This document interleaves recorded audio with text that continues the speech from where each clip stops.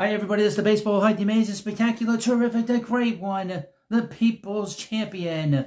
Your host, the Hut. Welcome back to the Baseball Hut. Hopefully, you like this video. Hit that subscribe button. So, just some takeaways from the series this past weekend. The Soto series, the Subway series, with the Mets versus the Yankees. Some things that are concerning to me. The biggest concern to me is the Mets' defense, particularly on the left side of the infield. The Mets are going to have to look to move Vientos off of third for a little bit. Maybe the Mets use him more when Mets have fly ball pitchers on the mound. But he can't be playing at third base right now. And I'm not big on Beatty's defense either. But maybe just to change it up a little bit. DH, Vientos, I mean, they're really not getting any kind of production out of the DH spot. Starling Marte is not really providing much offensively. So that could be a good thing. Now, and of course, I would mention Beatty has done a good job. He's been hitting home runs. His at-bats look better. He didn't look great last night, but he came in the game, middle of the game. And it's a tough assignment Loizaga, but they need more offense in this lineup. Obviously, it's offense aside from Lindor and Alonso, and they're cooling down a little bit. They need a little more thump in this lineup, and I think and of course. Acuna, who does everything really well, he has no pop. He's got no power. That's the only thing that's keeping him from being an elite player, is his lack of power. The Mets are better off just playing Beatty there for now on a semi-regular basis. If you want to put Acuna in for late inning defense to play third on the last few innings, that's fine. They can kind of do what they did with Iglesias, playing him at third base here and there. But and they have to play Jeff McNeil more. And, defensively, I would stay away from playing Jeff in center field. I don't think he's a center fielder. I've seen enough of him. He's not a center field. He's good in left field. He's good in right field. But he's not very good in center field. In the little bit that I've seen of him, I don't think his speed is what you need in center field. I'd rather just play Taylor every day on a regular basis, and that's it.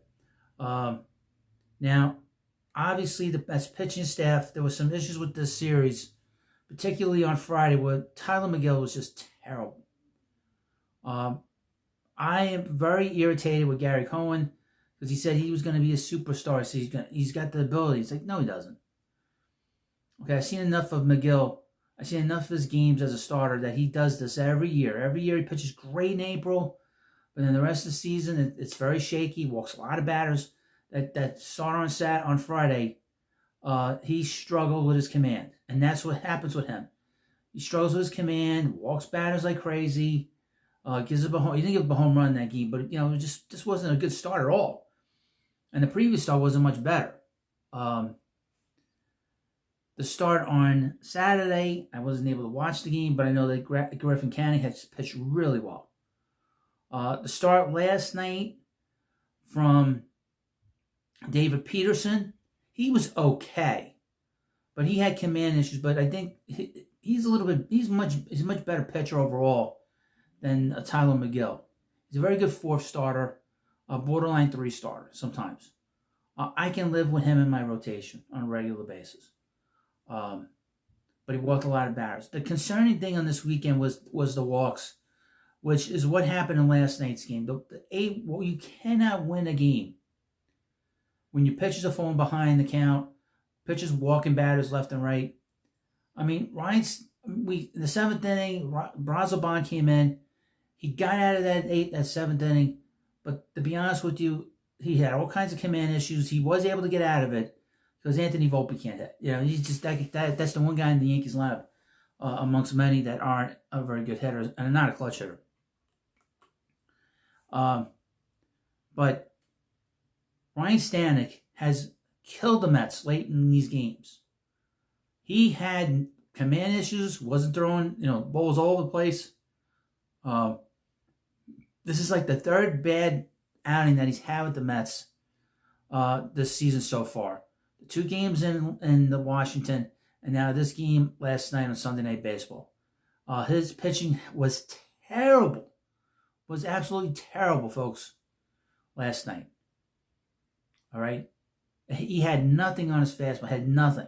He's throwing 100 miles an hour, but didn't know where it's going.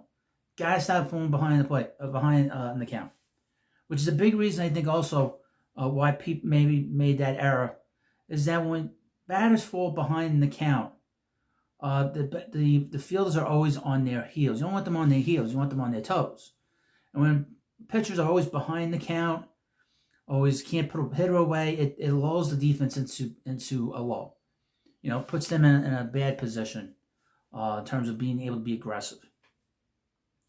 And Pete took it very hard, obviously. But it wasn't his fault. When your pitching staff walks 8 batters, you're going to lose. And obviously, Cabrera had nothing. Cabrera's terrible. Get him out of here. That's why they brought in this other lefty. We'll see how he is.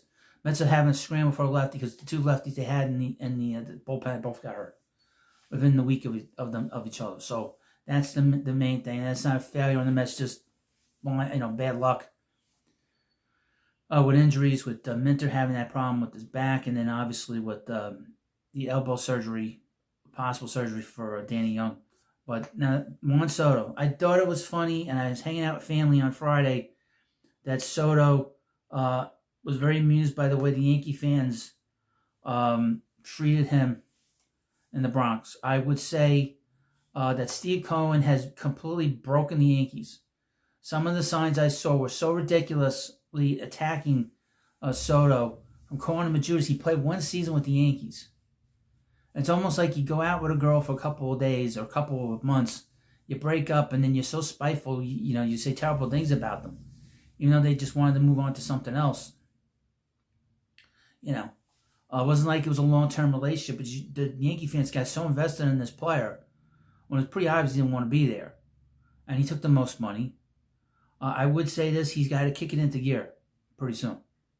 But I've said this many times on this channel, there's only been 3 Mets in their history that I know of, or my time as a Met fan, that were position players that hit the ground running with the Mets. It's Gary Carter, Carlos Delgado, and Yoenis Cespedes. All the other great Mets of the past, they all took time to adjust. Mike Piazza, Carlos Beltran, Francisco Lindor probably took the longest to adjust to his time here. Took him at least 3. I think with Lindor, I think once the Mets trade all their veteran players at the 23 trading deadline, I feel that that's when he sort of took a step forward as a player with the Mets. But aside from those 3 players from the past, every Met that's been a good player has had a major adjustment when they got. Even Johan Santana took him 2 months to adjust being in New York.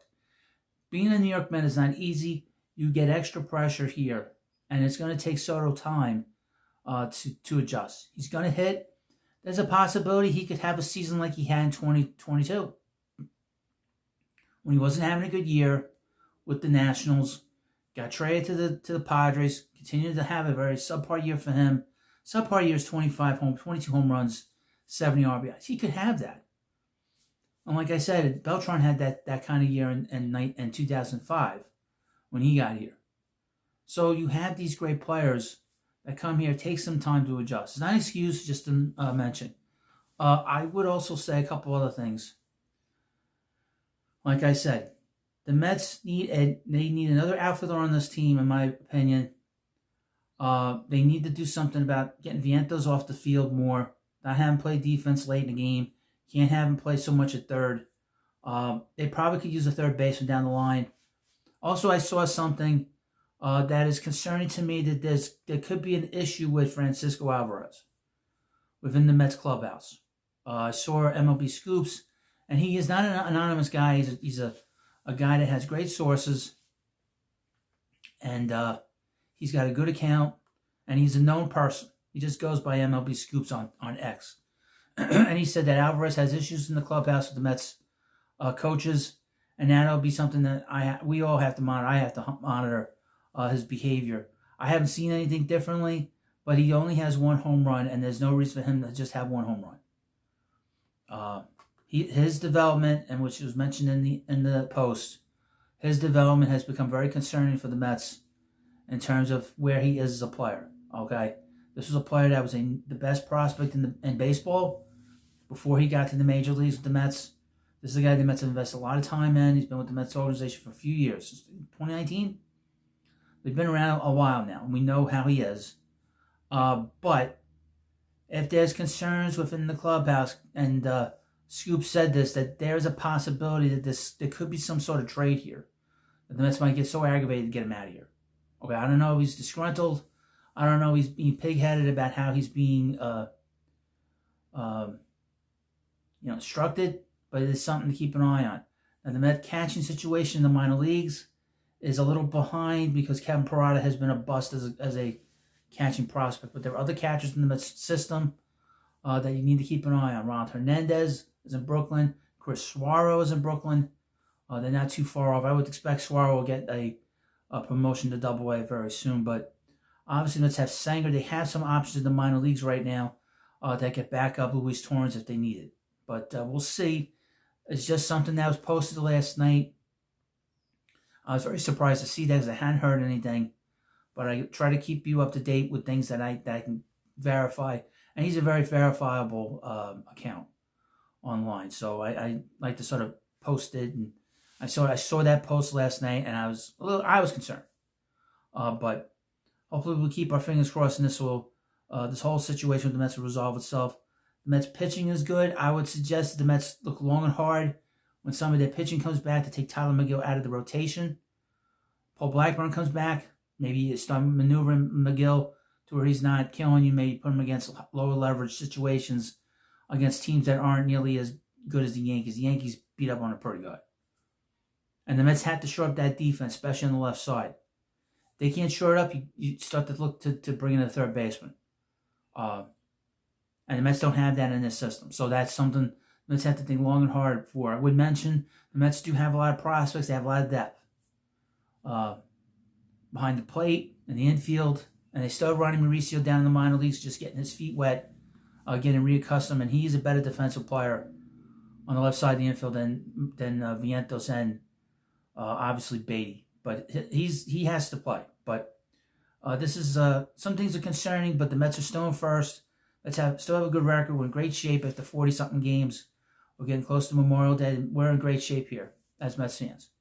And we have great ownership. We've got a great front office and a terrific manager. He didn't sugarcoat anything last night with the error. And there shouldn't be any sugarcoating. Well, you let me know what you think about this video. And, of course, please subscribe to the Baseball Hut, and I'll see you later.